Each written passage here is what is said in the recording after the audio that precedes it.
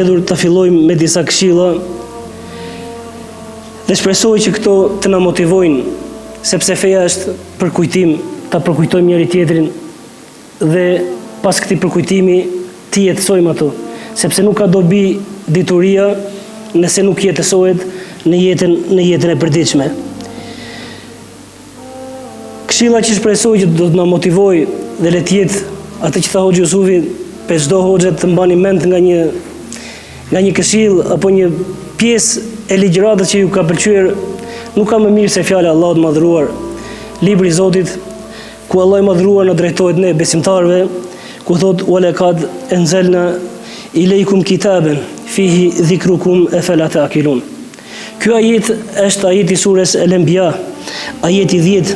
Allahu i Madhëruar thot ne e shpallëm librin Kur'anin në të cilin gjendet krenaria juaj. A nuk e kuptoni? Kush kërkon krenari?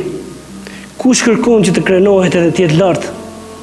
Duhet me patjetër të kthehet librit të Allahut Madhëruar. Këtu e kemi krenarin, në librin e Zotit, në urdhat e Zotit, largimi nga ndalesat, në ndjekja e rrugës së pejgamberit sallallahu alaihi wasallam.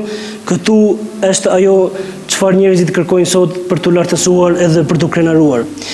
Allahu i Madhëruar thotë ju kemi zbritur një libër madhështor, të qartë dhe qartësues për gjithçka. Për gjithçka që njeriu ka nevojë.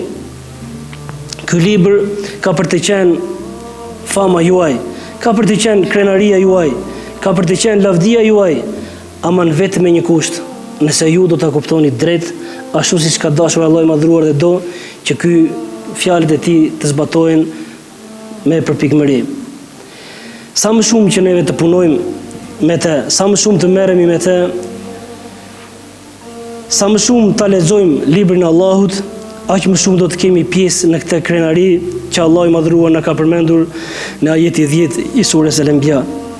Në të kundërtën, sa më shumë që largohemi prej Kuranit, sa më shumë që largohemi prej sunetit të pejgamberit sallallahu alaihi wasallam, aq më shumë do të kemi zbehje të kësaj krenarie, edhe kjo për fatin e keq sot ummetin islam e ka pllakosur. Allahu na përmirësoft.